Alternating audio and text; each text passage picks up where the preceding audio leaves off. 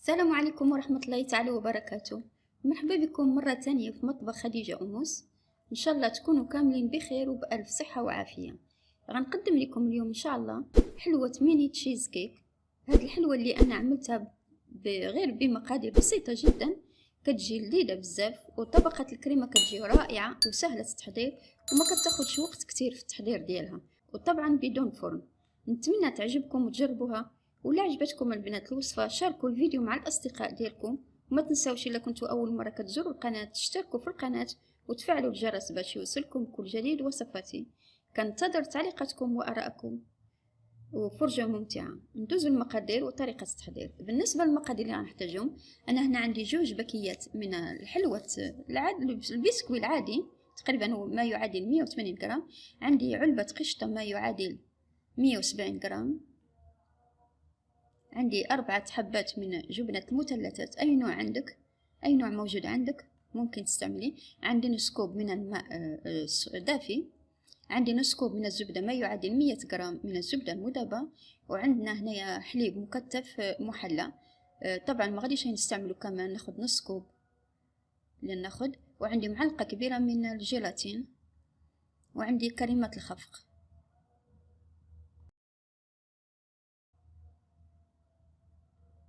وعندنا ساشي فانيلا. وعندي هنايا 6 حبات من جبنة الكيري.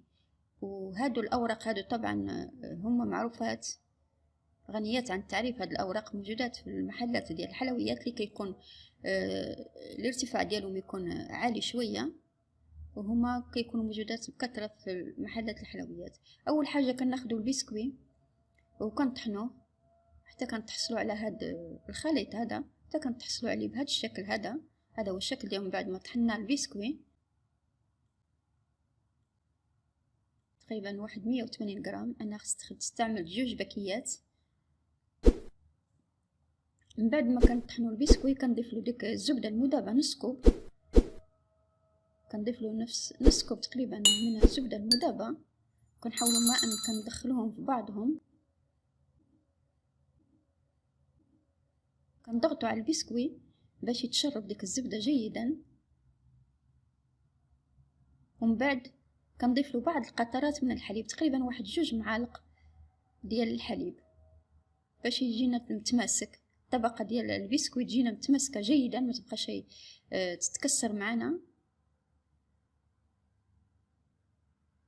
بمجرد ما كنحسوا بيه بدا كيتجمع خلاص كناخدو الاوراق. كناخدو ديك الاوراق كنحط في كل ورق كل كوب ديال الورق كنحط فيه تقريبا واحد معلقه كبيره، وكنبدا نضغط عليها كما كتشوفوني انا كنضغط عليها بهذا الكاس الكوب، القاع ديال الكوب كنضغط عليها باش تعطيني تجيني في مستوى واحد. هذا هو الشكل ديالها. طريقه جد سهله وتساعدكم بزاف باش تخدموا بسرعه. كنديروا واحد معلقه كبيره من البسكوي وكنضغطوا عليه بقاع الكاس بالطريقه هذه. هاهي وكتعطينا تجينا في كلها في مستوى واحد. في هاد الاثناء ناخد انايا الجيلاتين وكنضيف له داك نص كوب ديال الماء الدافي يكون سخون شويه. ومن بعد كنحركوه جيدا.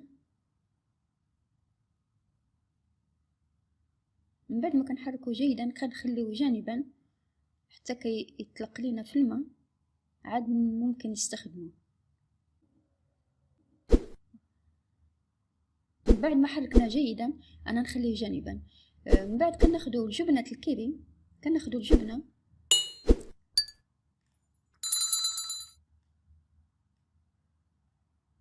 ومن بعد كنضيف لها 4 حبات من جبنة المثلثات. وكنضيف لها علبة ديال القشطة اللي كتوزن 170 غرام. وهنا غنضيف نص كوب من الحليب المحلى المكتف. ما نضيفش العلبة كاملة، ندير نص كوب تقريبا اللي غنضيف ليه. كنخفقوهم جيدا بالخلاط الكهربائي حتى كنتحصلوا على هاد الكريمه هذه على هاد الشكل. في هاد الاثناء كناخذوا ديك الجيلاتين اللي خليناه طلق في الماء كنحركوه جيدا. ومن بعد كنضيفوه للخليط الاول. كندربوهم بواسطه الدراب الكهربائي واحد تقريبا 3 دقائق حتى كينسجموا مع بعضهم. هذا هو الشكل اللي تحصلنا عليه على هذه الكريمة هذه. وفضلاتنا ناخد كوب من كريمة الخفق، وغندربها بالدرة الكهربائي واحد مدة تقريبا 5 دقائق حتى كنتحصلوا على واحد الكريمة. أنا في هاد الأثناء نضيف لها معلقة كبيرة ديال السكر. بالنسبة للسكر هذا اختياري، ممكن تضيفي 2 معالق من السكر على حسب الرغبة. ومن بعد كنضيف لها واحد الساشية ديال الفانيلا، ومن بعد كنضربوهم مرة تانية، كنخفقوهم مرة تانية. هذا هو الشكل الكريمة اللي تحصلنا عليها.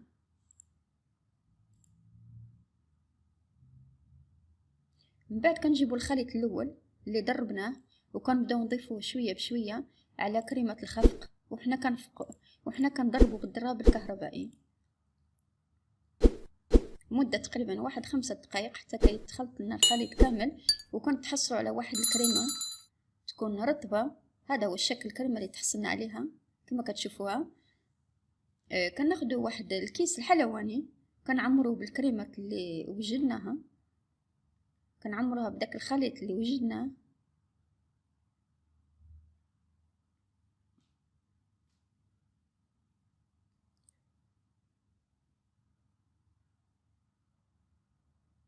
وكنبداو نعمرو بها هذيك الاكواب الورقيه.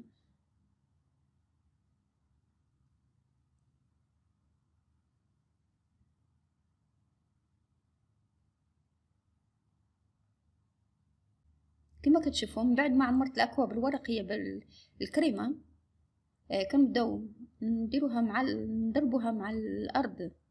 كما كتشوفوا كندربها شويه مع الارض باش يطلع لنا الهواء اللي كيكون الوسط ديالها، وكندخلوها للثلاجه تقريبا واحد 4 ساعات او 5 ساعات حتى كتمسكينه جيدا. من بعد ما كتبرد في الثلاجه هذا هو الشكل ديالها. كنفتحوها بكل سهوله كما كتشوفوا، انا كنفتحها بكل سهوله. هذا هو الشكل ديالها كما كتشوفوا. هذا هو الشكل ميني تشيز كيك اللي تحصلنا عليه. بالنسبه للطريقه ديال الفتح جد سهله، وهاد الاكواب كيساعدونا بزاف في الخدمه. بالنسبه لهاد الاكواب الورقيه فهي كتعتبر كبديل لمول السيليكون ديال الميني تشيز كيك، فهما كيجيو جد سهله وكيساعدونا بزاف في الخدمه. هذا هو الشكل ديالهم كما كتشوفوهم، كيجيو رائعة حتى في الشكل ديالهم، كيجيو رائع في الشكل ديالهم. وكما كتشوفوا طريقة جد سهلة وبسيطة، وكتحصلي على احلى حلا بارد ممكن تعملي غير في ساعات قليلة. دابا ندوزو لطريقة تزيين ميني تشيز كيك. انا هنايا خديت الشوكولاتة نيوتيلا ودوبتها وكنزين بها وجه ديال الميني تشيز كيك. بالنسبه لكم كيبقى اختياري التزيين، ممكن تزين باي حاجه موجوده عندك في البيت ديالك، او اي نوع من الشوكولاته ممكن تستعمليها للتزيين. كما كتشوفوا المنظر ديالو كيجي راقي في التقديم، وكذلك حتى المذاق ديالها رائع وسهله في التحضير وبسيطه حتى في مكوناتها واقتصاديه. هاد الحلوه اللي درت معكم اليوم. يا ريت يا البنات لو اي وحده شافت الفيديو تدير لايك لو عجبها الفيديو، لان كل ما الفيديوهات كانت فيه عدد كبير ديال اللايكات كتساعد بان ناس تانية تتفرج فيه. كنتمنى تجربوا الوصفه ديال اليوم، وما تنساوش تشتركوا في القناه مع تفعيل الجرس باش توصلكم كل جديد وصفاتنا. وكنشكركم كذلك على حسن المتابعه، ودمتم في امان الله والى وصفه قادمه.